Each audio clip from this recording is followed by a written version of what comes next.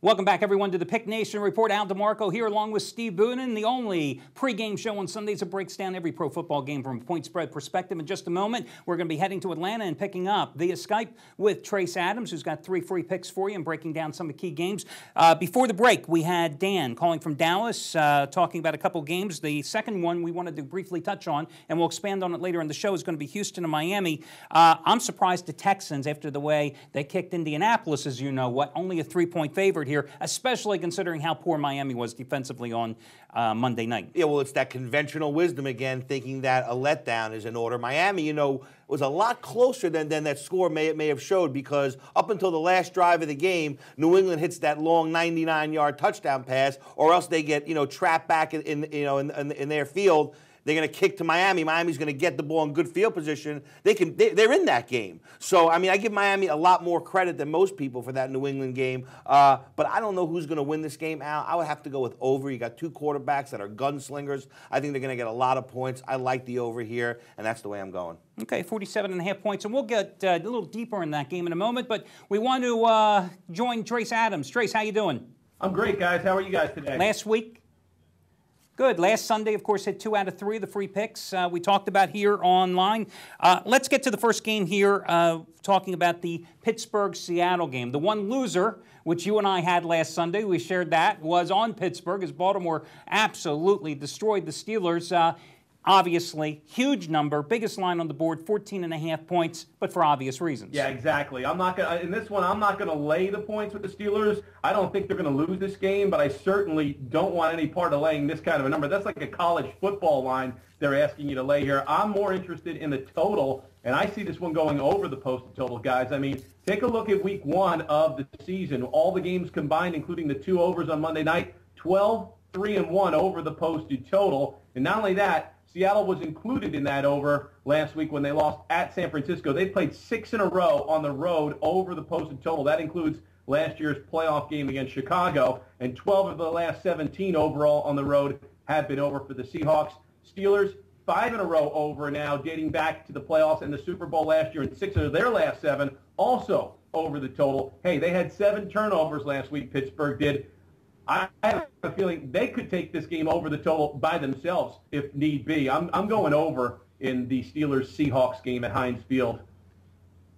Well, you know, the Steelers also 55-30 run, 25 games over 500 on the over the past few years. Way too many overs in that sentence, by the way, at Heinz Field. So, I mean, history certainly supports it. I just wonder, though, you know, one thing that you brought up with this game, 40.5 points. I mean, the Steelers may have to get 35 of those points themselves, because I just don't know if Seattle's going to do any scoring in this contest. So, I mean, it's a chancy play. I can see why you go toward the over. Personally, I just go ahead and lay with the Steelers, because if there's one team that better come out and kick somebody around like a wet mop. A rag doll. A rag doll, yeah. It's going to be the Steelers this week, because Mike Tomlin's not a happy man. Yeah, Seattle, I mean, one of the worst road teams in the league, 2-8 against the spread in their last 10. I say, don't be scared of the big wood here. The bookmakers are making it 14.5 because they don't want you to bet the game, because they know, like Al just said, this game could be 35-0. So I say, you know what? Lay the big wood, lay the 14.5, and if you can't, then you're just a sissy and you need to stay home. Okay. Hey, next game we want to talk about Green Bay and Carolina. You know, Carolina really showed everybody something last week. I mean, Cam Newton, 422 yards, and, you know, there was Carolina knocking on the door, and, I mean, they were just begging to get into the end zone, and they couldn't get through there to force the overtime with a couple seconds left in the game. Green Bay has the advantage, a couple extra days preparation time here. Do you lay it, or do you grab the points? I'm laying it, guys, and I'm with you there. The extra preparation certainly has to be good for Green Bay. Not only that, but I think their defensive coordinator, Dom Capers, cannot be too happy with the way Green Bay performed on defense on that opening Thursday night against New Orleans. So I think you're going to see a very tight defense this afternoon against the Panthers, and I don't think Cam Newton's going to be throwing for over 400 yards this time. He may throw for 4 picks in this game. I see Green Bay rolling big in this road contest, 12-7, their last 19 as a road favorite. And let's not forget, I know Cam Newton wasn't there last year and head coach Rivera wasn't there last year, but Carolina 2-6 against the math last season at home. I'm going to lay the points with this one and take the defending Super Bowl champion Packers to come through. Yeah, I agree with you, especially with that Dom Capers comment, too, because with his aggressive 4-3 blitzing scheme, I mean, this isn't the Arizona secondary that Cam's going to be facing this week. Hey, the no-respect game of the week, Indianapolis, and Cleveland. I mean, I don't think anybody cares about this game, but somebody's got to bet it and somebody's got to win it. Exactly. I looked at this game, and initially I just threw it out, threw it in the trash, but then I came back to it and I said, Cleveland laying points on the road? Really? I mean, the last time they laid points on the road was 2007.